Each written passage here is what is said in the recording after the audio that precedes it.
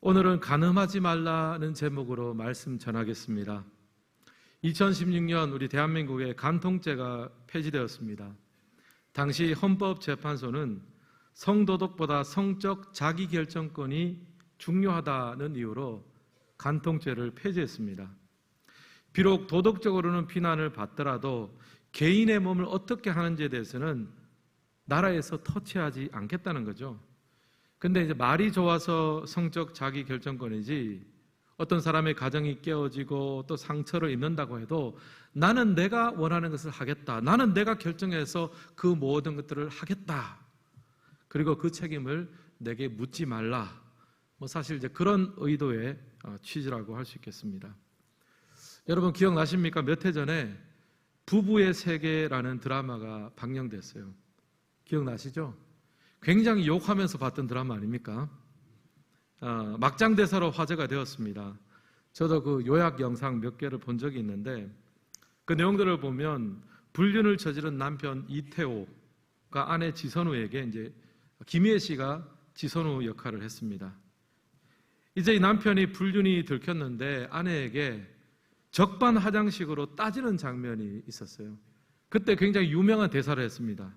어떤 대사인지 아십니까? 사랑에 빠진 게 죄는 아니잖아. 그때 전 국민이 그냥 잠도 못 자고 막 화가 나가지고 하여튼 시끌벅적했던 적이 있습니다. 참 어이가 없죠. 불륜을 사랑이란 말로 혼돈해서 사용하는 거예요. 여러분, 불륜은 정욕의 결과입니다. 정욕과 사랑은 다릅니다. 정욕은 자신의 쾌락을 채우기 위해서 상대방을 목적으로만 이용하는 거예요.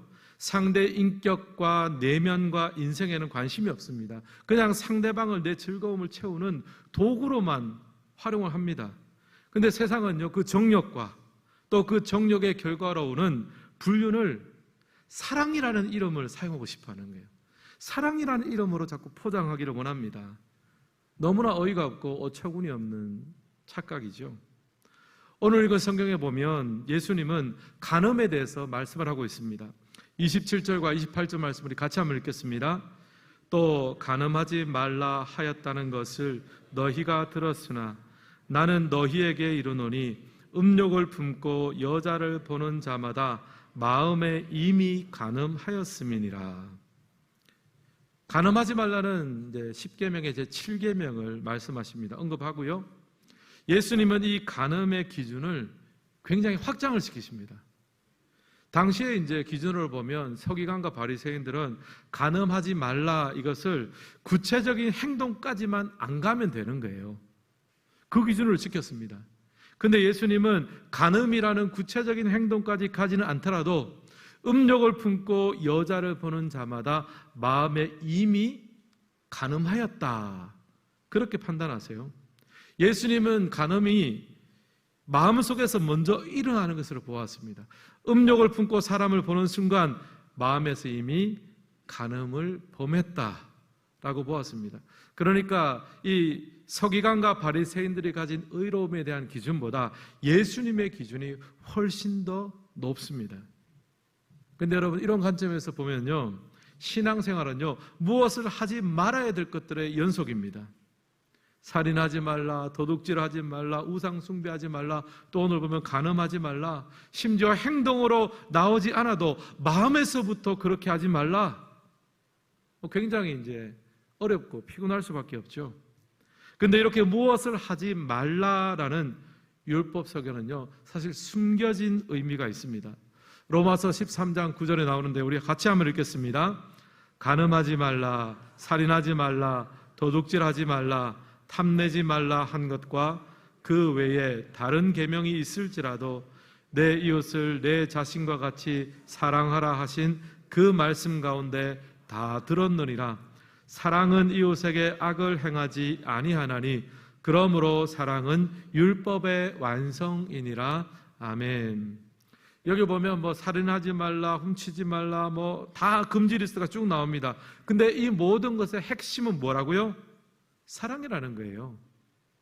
내 이웃을 내 자신과 같이 사랑하라, 이 말씀 가운데 다 들어있다고 예수님은 지금 말씀하십니다. 율법의 완성은 사랑입니다.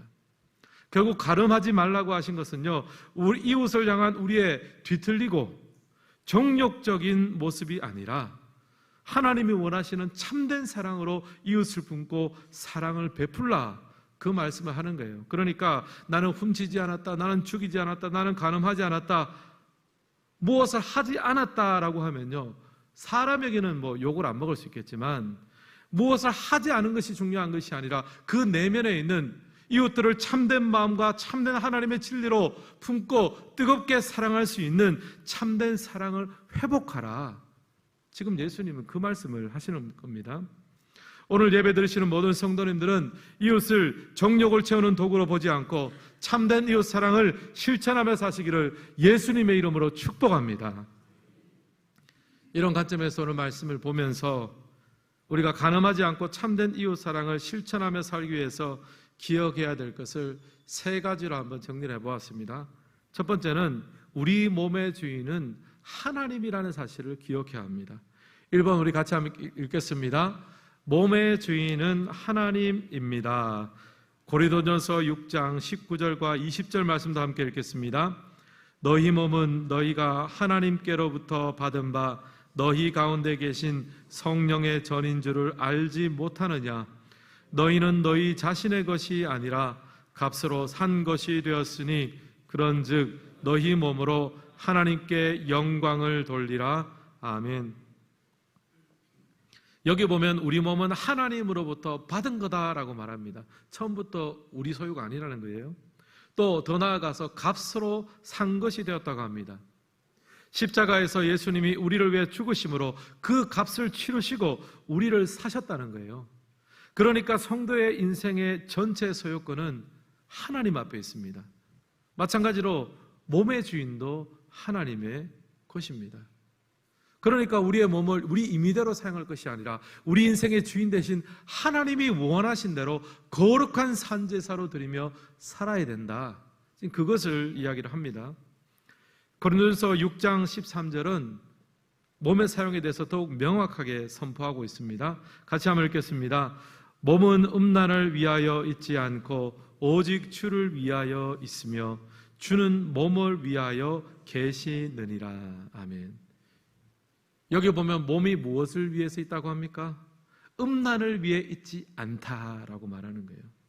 마찬가지 의미죠. 몸의 사용에 대해서 우리의 주인 되신 하나님의 영광을 위해서 우리의 몸과 모든 것을 사용해야 된다, 그 말씀을 하고 있습니다. 사랑하는 성도 여러분, 우리가 왜 간음을 해서는 안 됩니까? 몸의 주인이 하나님이기 때문입니다. 십자가로 사신 바가 되었습니다. 만약 우리가 소유권을 가지고 있다면 우리 임의대로 할 수 있지만 하나님이 소유권을 가지고 있기 때문에 우리가 임의대로 음욕과 간음에 내어주면 안 됩니다. 주님이 원하시는 기뻐하는 바를 위해서 사용을 해야 되는 거예요. 근데 여러분, 요즘 이 몸의 사용에 대해서 아이들에게 학교에서 가르치는 거나 여러 가지를 보면요, 자기 결정권과 자기 행복 추구권이라는 것을 중요하게 여깁니다. 학교에서 성교육도 그렇게 해요. 자기 결정권은요, 거의 신성불가침입니다. 자기 몸에 대한 사는 자신만이 결정할 수 있다는 거예요. 뭐 일면 맞는 것도 맞습니다. 또 절대적인 행복 추구권을 주장합니다. 그러니까 내가 내 행복을 위해서 내가 내 몸을 주장하고 내가 내 몸에 대해서 결정하는데 무엇이 나를 속박할 수 있단 말이냐? 자기가 자기 행복을 위해서 어떤 것이든지 할 수 있고 그 내 몸을 통해서 나는 무엇이든지 할 수 있다. 그러니까 사실 이런 분위기에서는요, 뭐 간통죄다 뭐다 말할 수 있는 분위기가 아닌 거예요. 이런 주장에는 하나님도 없고 가족과 이웃을 위한 일말의 배려심도 없습니다. 이기심과 교만이 똘똘 뭉쳐져 있습니다. 요즘에는 특별히 성에 대해서 이야기를 할 때 젠더라는 말을 많이 사용을 합니다. 원래 인간의 성은 생물학적 성이잖아요. 그래서 태어날 때 부여받은 남성과 여성입니다. 근데 젠더는요, 생물학적 성이 아니에요. 사회적, 문화적, 심리적 성입니다. 그러니까 사회적으로 보나 문화적으로 보나 심리적으로 보나 내가 원하는 성을 선택할 수 있다는 거예요. 미국의 어떤 주에서는요, 어느 정도 나이가 되면 자신의 성을 선택할 수 있어요. 남성, 여성, 남성하고 괄호 치고 트랜스젠더, 여성하고 갈라지고 트랜스젠더, 그리고 공란도 하나 있습니다. 자기가 원하는 거 써넣으라는 거예요.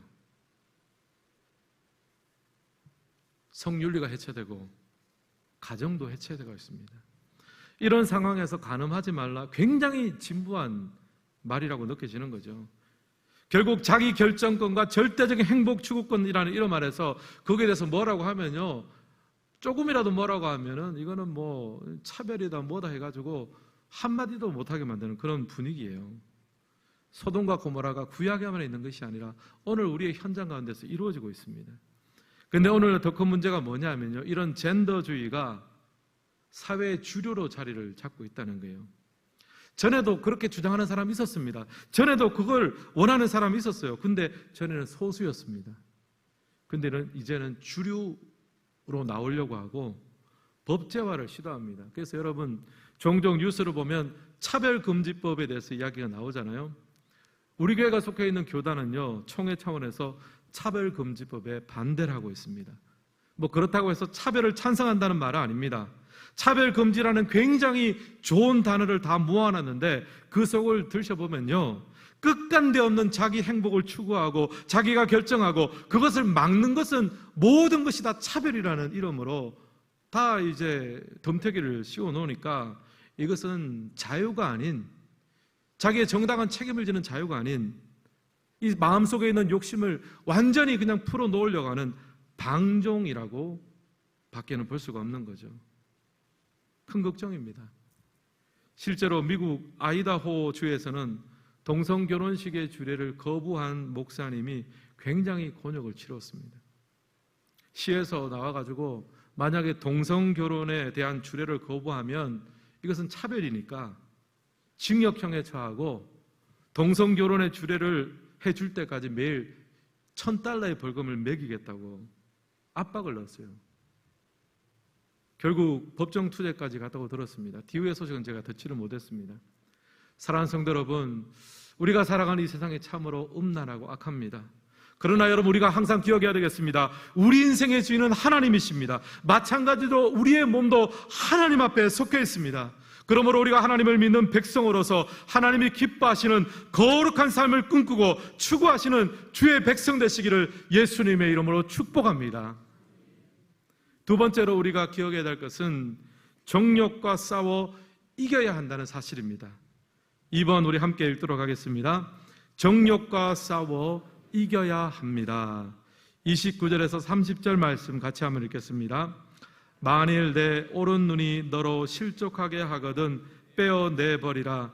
내 백체 중 하나가 없어지고 온몸이 지옥에 던져지지 않는 것이 유익하며, 또한 만일 내 오른손이 너로 실족하게 하거든 찍어내버리라. 내 백체 중 하나가 없어지고 온몸이 지옥에 던져지지 않는 것이 유익하니라. 아멘.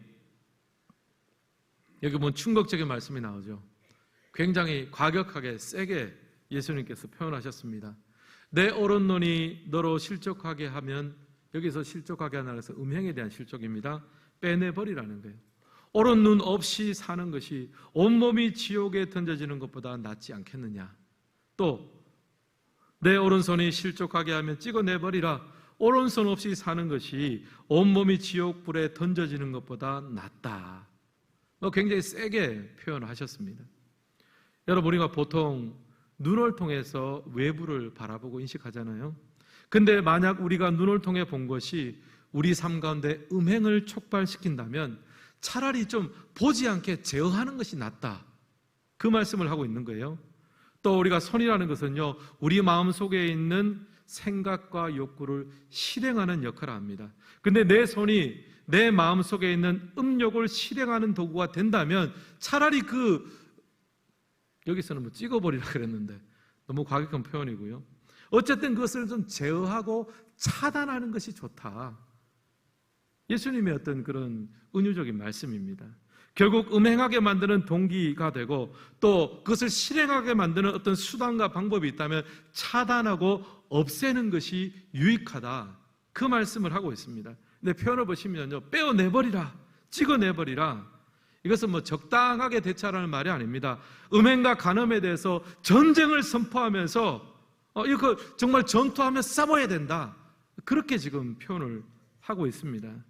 그만큼 음행은 강력한 힘이 있는 거예요. 고린도전서에 보면 사도 바울이 이 음행을 어떻게 대처하는 것이 좋은지에 대해서 이야기를 한 부분이 나옵니다. 고린도전서 6장 18절 말씀 우리 함께 읽겠습니다. 음행을 피하라. 사람이 범하는 죄마다 몸 밖에 있거니와 음행하는 자는 자기 몸에 죄를 범하느니라. 아멘. 여기 보면 음행을 어떻게 하라고 합니까? 피하라 그럽니다. 이길 수 없을 때는 때로는 피하는 것이 지혜로운 선택일 수 있습니다.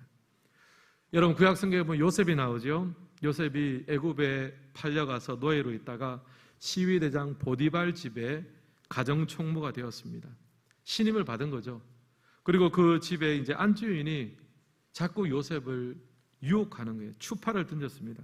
하루는 너무 집요하게 요셉을 붙들고 늘어져서 요셉이 어떻게 대처합니까? 창세기 39절 13절 제가 한번 읽겠습니다. 그 여인이 요셉이 그의 옷을 자기 손에 버려두고 도망하여 나감을 보고 요셉이 어떻게 했습니까? 도망쳐버린 거예요. 피해버렸습니다. 왜냐하면 자기도 거기 있다가 자기도 남자니까 어떻게 될지 모르는 거예요. 더 이상은 안 되겠다 싶어서 그냥 도망쳐버린 거예요. 때로는 도망치고 때로는 그 자리를 피하는 것도 지혜로운 선택이 될 수 있는 거예요. 36의 주랭랑이라는 말이 있습니다. 전에 한번 말씀드린 적이 있는데요. 중국 책에 나온다고 합니다. 그 책에 보면 전쟁에 이기기 위한 36가지 계책이 나오는데 1개부터 36개까지 나오는데 36개가 뭐냐 하면 도망치라는 거예요. 도망치라. 근데 여기서 도망치라는 것은 비겁하게 도망가는 것이 아니라 적이 너무 강해가지고 당장 붙으면은 승산이 없어요. 그러면 내일을 기약하면서 작전상 후퇴를 하라. 그 말입니다. 이런 의미에서 도망은요, 비겁함이 아니라 지혜가 될 수 있습니다. 근데 우리가 상대하는 이 정욕, 음행, 간음은요, 굉장히 강력한 적입니다. 그래서 때로는 맞서서 그것을 싸울 만한 힘이 우리가 없다면 피하고 도망치는 것도 하나님의 지혜가 되는 거죠. 여러분 요즘은 보면 인터넷이나 SNS를 통해서 그런 음란물들이 노출되고 유통이 됩니다. 여러분 그렇다고 해서 인터넷을 전혀 안 할 수는 없잖아요. 찍어내버릴 수는 없지 않습니까? 마음 같아서는 그렇게 하고 싶지만 우리가 또 인터넷 시대를 사용을 하니까 어느 정도는 사용을 하는데 제한을 둘 필요가 있다는 거예요. 저 같은 경우에는 당연히 카톡도 하지만 그런 SNS로 페이스북을 합니다. 제가 이제 분당 우리가 사임하면서 청복교에 부임하면서 페이스북을 시작을 했어요. 왜냐하면 이제 지방에 내려오면서 이제 친구 목사님들 또 여러 교제하고 있던 분들하고 거리적으로 좀 멀리 떨어지게 되니까 그래도 한 번씩 좀 소식이라도 좀 전하면 좋겠다 싶어서 페이스북을 시작을 했습니다. 근데 제가 페이스북을 나름대로 기준을 정했습니다. 처음에는 좀 하다가 기준을 정했어요. 1년에 글 4개만 올린다. 아마 페이스북 하는 사람들은 그래가지고 그게 하는 겁니까? 묻겠지만 왜냐하면 제가 해보니까 너무 거기만 매달려 있을 필요가 없어요. 봄, 여름, 가을, 겨울 그 정도 소식만 올려도 또 그러다가 필요하면 직접 연락이 오거나 제가 또 연락하면 되니까 그 정도만 해도 어느 정도 교제권을 유지하는 데는 문제가 없어요. 자꾸 하다 보니까 자꾸 이상한 연락도 오고 하여튼 말로 다 하지 못한 이게 참 어떻게 보면 사람들과 소통할 수 있는 좋은 통로가 될 수 있는데 이건 굉장히 음행과 음란의 굉장한 그런 소통의 통로가 될 수도 있으니까 조금 내 자신을 거기서부터 멀리하고 싶은 마음이 드는 거예요. 일부러 횟수를 차단하는 거예요. 여러분 혹시 깻잎 논쟁이라는 이야기 들어보셨습니까? 아마 들어보신 분 있을 거예요. 몇 년 전에 어느 예능 방송에 가수 이무송 씨와 노사연 씨가 나왔습니다. 그러면서 자신들의 일화를 이야기를 했어요. 이무송 씨와 노사연 씨가 어느 한 여성 지인과 함께 식사를 했답니다. 근데 평소에 이무송 씨는 매너가 굉장히 좋은 사람입니다. 근데 이제 식사를 하는데 반찬으로 깻잎이 나왔대요. 근데 그 함께하는 지인 여성분이 젓가락질이 좀 서툰 거예요. 그 깻잎을 한 장을 딱 뜯어가지고 딱 드셔야 되는데 그 한 장을 잘 못 집어가지고 이렇게 하니까 매너존 이무송 씨가 자기의 젓가락으로 그 깻잎을 뗄 수 있도록 눌러줬다는 거예요. 첫 번째 장을 떼야 되니까 두 번째 장을 눌러줬겠죠. 근데 노사연 씨가 그 모습을 보면서 남편이 자기가 보는 앞에서 외간 여성의 깻잎을 붙잡아줬다면서 불같이 화를 냈다는 거 아닙니까? 그래서 벌어진 것이 깻잎 논쟁이에요. 자, 그러면 제가 여러분에게 묻겠습니다. 여러분이 이무송 씨 같으면 깻잎을 붙잡아 주겠습니까? 아니면 그냥 지나치겠습니까? 그래서 논쟁이라는 거예요. 지금 여기서부터 뭐가 나오잖아요. 자, 오늘 제가 깻잎 논쟁의 결론을 알려드리겠습니다. 또 어디 가서 조태성 목사가 이거 알려주더라 그러지 마시고 그냥 우리 교회에서 제가 결론 알려드릴게요. 제 결론은 잡아주지 마세요. 남녀 간에 애매한 상황은 안 만드는 게 좋아요. 괜히 오해받고 뭐 애매한 상황은 피하고 안 만드는 게 좋습니다. 여러분 앞으로 잡아주지 마십시오. 예, 뭐 사실 그게 잘못은 아니죠. 뭐 옳다 그러다는 아니지만 뭐 그런 오해를 살거나 애매한 상황은 안 만드는 것이 좋습니다. 사랑하는 성도 여러분, 음행에 대해서는 그 누구도 자신할 수 없습니다. 부딪혀서 이길 수 없다면 피하고 돌아가는 것도 현명한 방책입니다. 여러분 틈이나 기회를 주지 마십시오. 음행에 대해서는 단호하게 끊으십시오. 전쟁하듯이 틈을 줘서는 안 됩니다. 그래서 우리의 몸으로도 하나님 앞에 영광 올려드리는 복된 성도님 되시기를 주님의 이름으로 축원합니다. 세 번째로 기억해야 될 것은 결혼 생활에 자족할 수 있어야 한다는 사실입니다. 3번 함께 읽겠습니다. 결혼 생활에 자족해야 합니다. 앞서 우리가 간음에 빠지지 않고 우리 몸으로 하나님 앞에 영광을 올려드리기 위해서 기억해야 될 것 두 가지 말씀드렸죠. 첫 번째는 우리 몸의 주인이 누구다? 하나님이라는 사실이에요. 우리 몸은 값으로 산 것이 되었습니다. 그래서 우리 몸을 정욕과 음란에 내버려 둘 것이 아니라 우리의 주인 되신 하나님 앞에 의의 무기로 거룩함의 삶을 살아야 합니다. 둘째, 기억해야 될 것은요, 정욕과 싸워서 이겨야 됩니다. 이것은 영적인 전투예요. 예수님은 실족해 하는 것이 있으면 찍어내버리라고 말씀하셨습니다. 그러니까 음행에 대해서는요, 허술하게 대하면 안 됩니다. 전쟁하듯이 싸워서 이길 듯이 달려들어야 되고, 만약에 그것이 잘 안 되겠다 싶으면 지혜로운 선택으로 그 자리를 피하고 도망치는 것이 좋습니다. 그리고 마지막으로는요, 우리 결혼하신 분들의 경우에는요, 자신의 결혼 생활에 만족하고 자족할 수 있어야 합니다. 31절과 32절 말씀을 함께 읽겠습니다.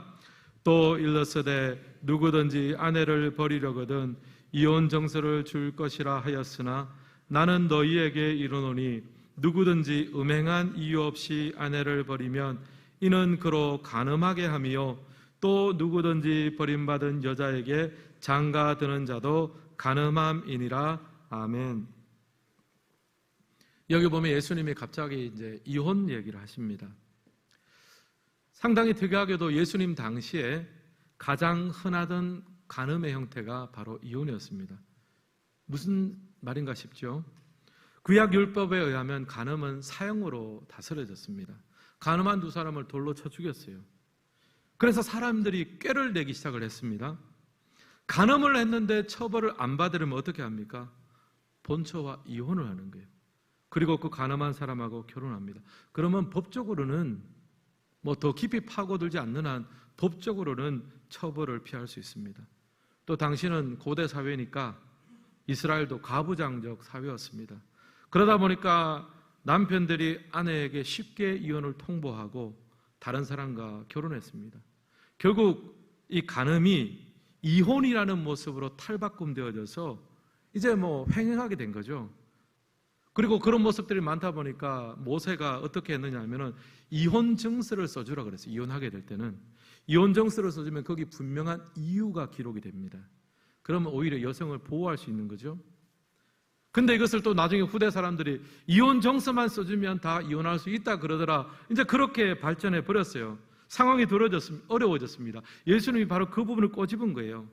자신의 배우자에게 만족하지 못하고 끊임없이 다른 사람을 찾고 채우고자 해서는 안 된다. 그 이야기를 지금 하고 있습니다. 사랑하는 성도 여러분, 부부는 기본적으로 하나님이 짝 띄워주셨습니다. 사람이 임의대로 나눌 수가 없습니다. 그래서 부부간의 기본적인 자세는 수용하고 자족합니다. 세상에 완전한 사람, 내게 딱 맞는 사람은 없습니다. 허물 많은 사람들끼리 만나서 한평생을 살아가게 됩니다. 자기도 허물이 많으면서 상대방에게 당신은 왜 그렇게 이상하고 허물이 많으냐 이렇게 말하면 이상한 내용이죠. 제가 올해로 이제 결혼한 지가 21주년이 되었습니다. 우리 오래 사신 분들에 비하면 너무나 짧은 시간입니다. 하지만 제가 이제 그 시간 동안 깨달은 것이 있습니다. 저는 제 와이프와 21년을 살아가면서 제가 제 아내에게 거의 맞춰주고 있다고 제가 생각을 했어요. 무슨 그런 말씀 하시냐 지금 그런 표정입니다. 제가 그렇게 성격이 나쁜 것도 아니고 목사고 내가 다 수용하고 맞춰준다고 생각했는데 어느 날 와이프하고 그런 얘기를 나눴는데 택도 없는 얘기를 하는 거예요. 나는 내가 100% 맞춰준다고 생각했는데 와이프는 나한테 100% 맞춰주고 있다는 거예요. 결론이 안 나잖아요. 결국에는 뭡니까? 수용하고 자족해야죠. 여러분이 결혼하신 분이라면 지금 여러분과 함께 살고 있는 배우자에 대해서 감사하고 만족하시기를 바랍니다. 제가 주례를 하거나 신혼부부들을 만나면 꼭 해주는 말이 있습니다. 가치를 추구하는 사랑에서 결혼을 하면 가치를 부여하는 사랑으로 사랑의 종류가 바뀌어야 된다. 그런 말을 합니다. 여러분, 결혼 전에는요, 사랑하는 사람을 만나고 사귈 때는 가치를 추구하는 사랑을 합니다. 잘생긴 사람, 예쁜 사람, 성격이 나와 맞는 사람, 매너가 좋은 사람, 그런 내가 원하는 가치에 부합하는 사람을 만나길 원하고 추구합니다. 근데 결혼을 하고 나면요, 사랑의 종류가 바뀌어야 돼요. 가치를 추구하는 사랑이 아니라 있는 그대로 가치를 부여하는 거예요. 그런 모습이 좀 없다 손 치더라도 하나님이 내게 허락하시고 짝져준 사람이니까 없는 것도 만들어서 내가 채워주고 그렇게 만들어서 함께 살아나가야 되는 거죠. 제가 우리 여러분에게 한번 묻겠습니다. 여러분, 이 세상에 여러분의 남편보다 여러분의 아내보다 더 예쁘고 더 잘생기고 더 성격이 좋은 사람들이 있습니까? 없습니까? 예, 있어요. 정답입니다. 있습니다. 근데 우리는 가치를 추구하는 사랑이 아니라 가치를 부여하는 사랑으로 바뀌었잖아요. 어차피 하나님께서 우리에게 유일하게 허락한 남편, 유일하게 허락한 아내라면요, 그 사람에게 없는 가치는 우리가 만들어 가야 되는 거예요.